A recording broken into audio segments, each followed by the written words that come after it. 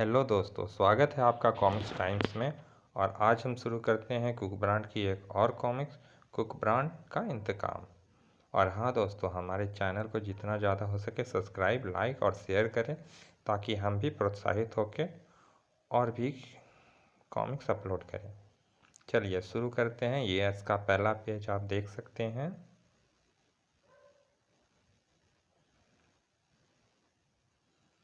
Cook brand का इंतकाम। पिछले अंक कुक ब्रांड और ब्रूस ली तथा सुपर एजेंट कुक ब्रांड और मिस्टर मौत में आपने पढ़ा कि कुक ब्रांड को एक रात ब्रूस ली की आत्मा मिली और उसे कहने पर cook brand world martial art competition के मैदान पर उतर पड़ा। ब्रूस ली की आत्मा उसके शरीर में प्रविष्ट हो गई और उसने 10 लाख रुपए का इनामी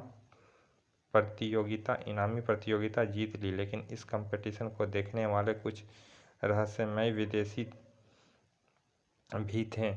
उन्हें यह बात अखड़ी और उन्होंने इसकी सूचना अपने बॉस मिस्टर मौत को दी, जिसके तुरंत कुक ब्रांड को उठवा लेने के लिए अपने आदमियों को आदेश दे दिया। लेकिन यह बात ब्रूस ली की आत्मा से छुपी न रह सकी, क्योंकि वह बराबर उन रहस्यमय विदेशियों का पीछा कर रहा था।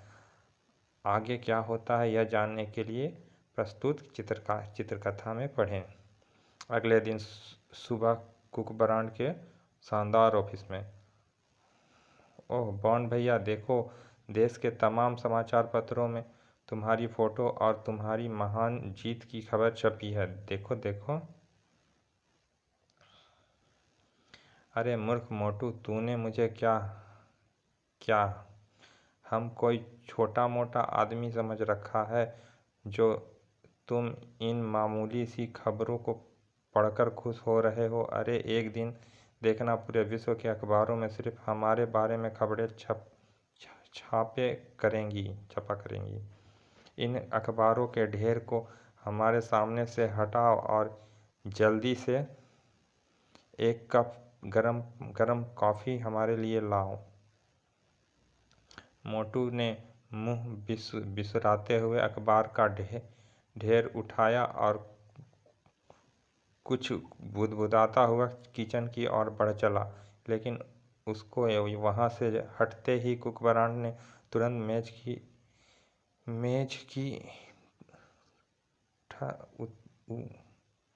मेज की तरफ, यहाँ थोड़ा सा मिस्टेक दिख रहा है, तुरंत ही मेज की राज से सुबह का ताज़ा मेज की दराज से सुबह का ताज़ा खबर निकाला और प्रसन्नता से उछलता हुआ अपने बारे में छपी खबरें पढ़ने लगा। वाह रे बेटे कुक ब्रांड, आज मार लिया तूने मैदान। उधर कुक ब्रांड के ऑफिस के बाहर कुछ दूरी पर मौका अच्छा है। इस समय उन दोनों छोकरों के अलावा कोई तीसरा नहीं है। इस 30 मार खां की औलाद पर आसानी से काबू पाया जा सकता है। वो तो ठीक है मिस्टर ब्राइट, लेकिन आप यह क्यों भूल रहे हैं कि वो कुंफू मास्टर है? हम चार को तो वह टिंडे तेरी की तरह तोड़ मरोड़ कर रख देगा। इस ऑटोमेटिक रिवॉल्वर के सामने उसका सारा मार्शल आर्ट धरा रह जाएगा। मिस्टर पीटर, मिस्टर ब्राइट ठीक कह रहे हैं मिस्टर पीटर। फिर मेरे पास हैंड ग्रेनेड भी तो है, इसे दिखाकर उसकी घी बन जाएगी। अपने दूसरे साथी की बात सुनकर पीटर फिर कुछ नहीं बोला। आइए मिस्टर माइक, आप कार का इंजन स्टार्ट रखना। हमें एक क्षण भी व्यर्थ नहीं गंवाना है, वरना हमें लेने के देने भी पड़ सकते हैं। ओके मिस्टर ब्राइट, आप बिल्कुल निश्चिंत रहें। फिर एक को कार ही में छोड़कर तीनों विदेशी तेजी से कुक ब्रांड के ऑफिस की ओर बढ़े। बस मैं अब अपनी मंजिल से कुछ ही दूर पर हूँ। उन्हें इस बात की अब भी भनक नहीं थी कि ब्रूस ली की आत्मा बराबर उन पर नज़र रखे हुए थी। लेकिन तभी पी पी पी हैं पुलिस की गाड़ियाँ उन तीनों के पास से गुजरती हुई कुक ब्रांड के ऑफिस के ठीक सामने जाकर रुकी। जल्दी से नीचे उतरो। सत्यानाश, यह पुलिस फोर्स अचानक बीच में कहाँ से आ टपकी? मेरी तो कुछ समझ में नहीं आ रहा है। कहीं इस शैतान ने ही तो पुलिस ने को नहीं बुलवा लिया? यही यही हो सकता है। शायद उसे अपना अपहरण के किए जाने का किसी तरह पता चल गया होगा और यह सब बेकार की बातें हैं। हम चारों और बॉस के अलावा यह कोई नहीं जानता कि हम इसका अपहरण करने वाले थे। तो फिर हो सकता है कोई अन्य कारण हो। आओ मालूम करते हैं। भीड़ में शामिल होने से कोई हम पर संदेह भी नहीं कर सकेगा। ठीक है। मामला वास्तव में कुछ गड़बड़ लगता है। मुझे भी भीड़ में शामिल होना चाहिए।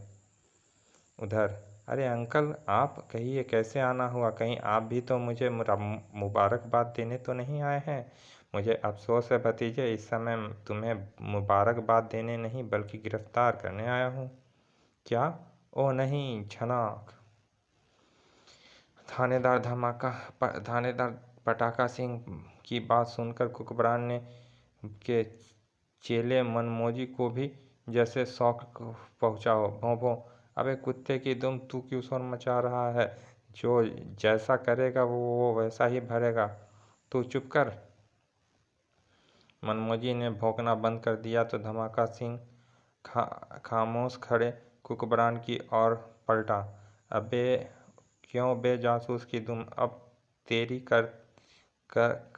करनी सी कर सॉरी दोस्तों, क्यों बे जासूस की दुम, अब तेरी कतरनी सी जुबान कैसे बंद हो गई? कहाँ गई तेरी जासूसी पैतरे और चालाकी? अब भुगत मुझे मूर्ख बनाने की सजा। सिपाहियों, गिरफ्तार कर लो इस धोखेबाज 420 को। लेकिन पटाखा अंकल, मेरे कसूर क्या है? आखिर मुझे किस जुर्म में गिरफ्तार किया जा रहा है? जुर्म के बच्चे, क्या तेरा यह जुर्म कम है कि तूने मेरे देश के सम्मान में मेरी नाक कटा दी? आज मैं तेरी खाल उतार ही छोड़ूंगा।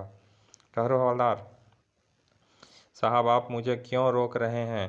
खींच लेने दीजिए आज मुझे इसकी खाल। कमबख्त ने मुझे किसी को भी मुंह दिखाने लायक नहीं छोड़ा है। अभी इस पर जुर्म साबित नहीं हुआ है हवलदार धमाका सिंह। यह फैसला अदालत करेगी कि तुम्हारा बेटा वास्तव में मुजरिम है अथवा नहीं। हमें मुजरिम से व्यक्तिगत आक्रोश निकालने का कोई अधिकार नहीं। फिर तुम्हें यह भी नहीं भूलना चाहिए कि मुजरिम इस समय पुलिस की हिरासत में है। सॉरी साहब, मैं क्रोध में वास्तव में कानून को भूल बैठा था। ठीक है, कोई बात नहीं। सिपाहियों, इसे गिरफ्तार कर लो और थाने ले चलो। लेकिन पटाखा अंकल, मुझे कम से कम यह तो बता दीजिए कि मेरा कसूर क्या है? तुमने वर्ल्ड मार्शल आर्ट कंपटीशन में अपनी कागजात एवं प्रमाण पत्र देकर भाग लेने का प्रमाण पत्र फिर से हाँ, तुम्हें वर्ल्ड मार्शल आर्ट कंपटीशन में जाली कागज एवं प्रमाण पत्र देकर भाग लेने का आरोप में गिरफ्तार किया जा रहा है मिस्टर कुकबरान। अब तुम्हें अपनी सफाई में जो कुछ भी कहना है अदालत में कहना। ओह, यह बॉन्ड भैया ने क्या किया? उसके बाद कुकबरान ने पटाखा सिंह से कोई तर्क वितर्क नहीं किया और चुपचाप पुलिस दल के साथ हो लिया। सारा मामला गड़बड़ हो गया। पुलिस तो उसे गिरफ्तार करके ले जा रही है। बिल्कुल, इस हाल में तो हम उसे अपहरण भी नहीं किया जा सकता। फिर अब क्या करें हैं? मेरे विचार से फिलहाल हमें पुलिस दल को पीछे ही चलना चाहिए और देखना चाहिए कि वह उसे कौन से पुलिस स्टेशन ले जाते हैं और उसे साथ क्या व्यवहार करते हैं। फिर बॉस को कांटेक्ट करके सलाह लेंगे। ठीक है, चलो कार की तरफ चलते हैं। पुलिस ने बीच में टपक कर मेरा सारा मामला गड़बड़ कर दिया। अब तो कुकबरान व उन विदेशियों के साथ साथ मुझे इन लोगों पर भी नज़र रखनी पड़ेगी। और जैसे ही पुलिस फोर्स की गाड़ियाँ के पीछे इन 4 रहस्यमय विदेशी की गाड़ियाँ दौड़ी, वैसे ही ब्रूस ली की आत्मा एक ही उछाल में गाड़ी की छत पर पहुंच गई। लेकिन इनमें से कोई भी नहीं जानता था कि कुकब्रांड का प्रिय शिष्य मनमोजी भी उनका पीछा कर रहा था। पुलिस स्टेशन पहुंचकर, धमाका सिंह, तुम इसे लॉकअप में बंद कर दो, तब तक मैं कमिश्नर साहब से इस केस के संदर्भ में कुछ जरूरी हिदायत ले लेता हूँ। ठीक है साहब। इनके हाथ कोई नतीजा नहीं लगने वाला। इस एक बार कमिश्नर अंकल को मेरी गिरफ्तारी के बारे में पता चल जाए। उधर पुलिस स्टेशन के बाहर कुकब्रांड को जालसाजी और 420 के आरोप में लॉकअप में लॉक किया गया है। मेरे विचार से अब हमें बॉस को सारी स्थिति के बारे में अवगत करा देना चाहिए, फिर वे जैसा कहेंगे करेंगे।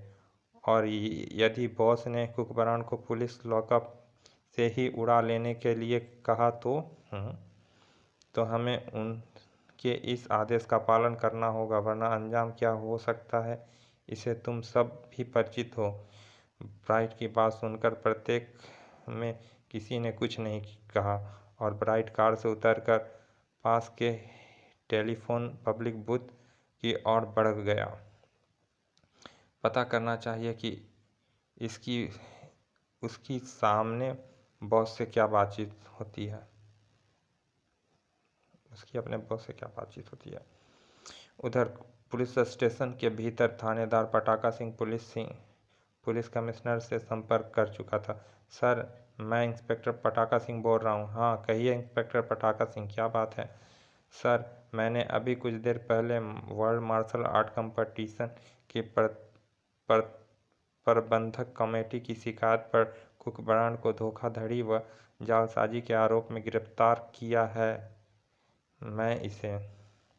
लेकिन पटाका सिंह अभी अपनी बात पूरी भी नहीं कर पाया था कि पुलिस कमिश्नर गला फाड़ के चीख उठे। व्हाट?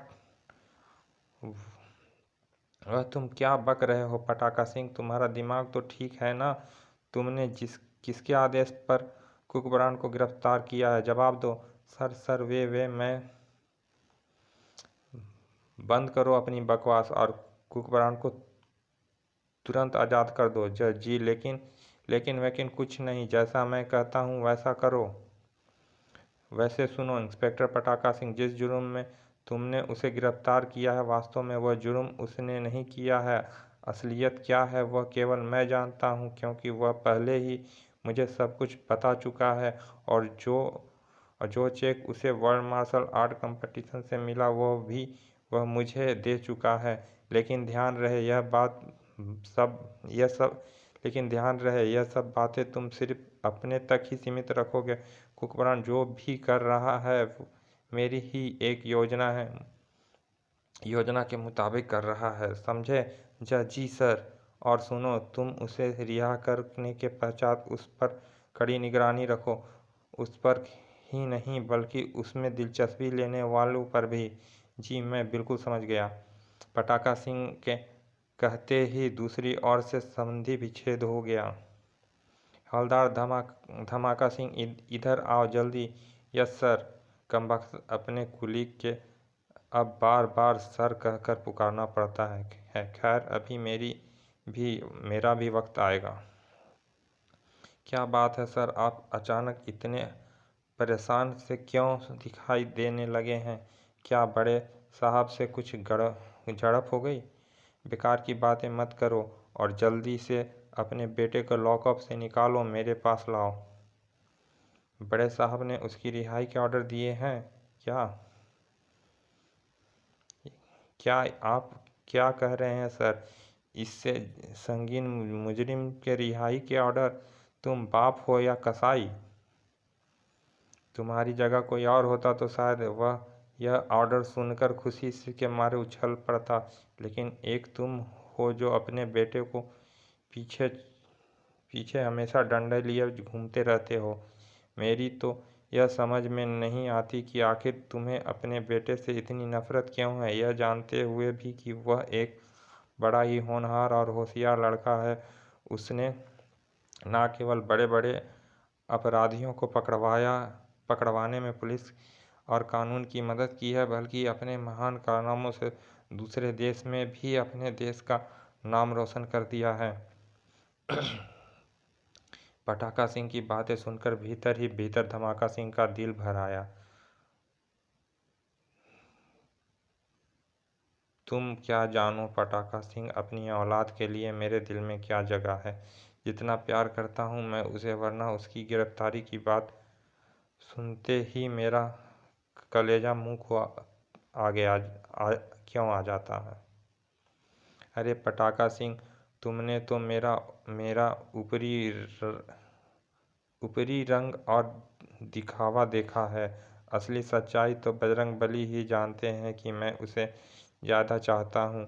यह अपने बेटे के तुम क्या जानो कि मैं उस नालायक को किस लिए क्षण भर के लिए भी अपनी नज़रों से ओझल नहीं होने देता, और क्या उसकी पिटाई करता रहता हूँ। तभी अरे मोटू राम, अब खड़े खड़े मेरा मुंह ही देखते रहोगे या अपने बेटे को रिहा भी करोगे। जाओ जल्दी से उसे लेकर आओ। जी अभी लाया साहब। कहने के साथ ही धमाका सिंह पलटा और तेजी से उस कोठरी की तरफ बढ़ गया जिसमें कुकबरान कैद था। उधर ब्राइड पब्लिक बूथ से अपने बॉस मिस्टर मौत से संपर्क स्थापित करने के बाद उसे सारी स्थिति से अगवा करा रहा था।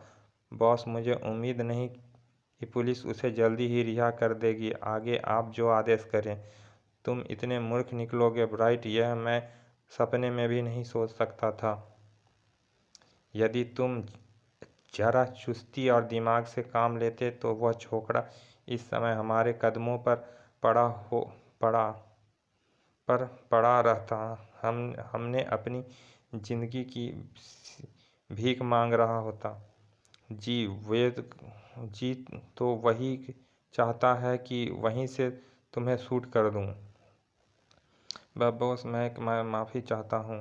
बॉस के बच्चे, कान खोलकर सुन लो। मुझे मनहूस कुकबरान हर कीमत पर चाहिए। इसके लिए तुम अपनी ज़िंदगी कुर्बान करो या दूसरे की ज़िंदगी हलाल। चलिए दोस्तों, इस भाग को यहाँ समाप्त करते हैं। हमारे चैनल को जितना ज़्यादा हो सके लाइक, शेयर और सब्सक्राइब करें। धन्यवाद।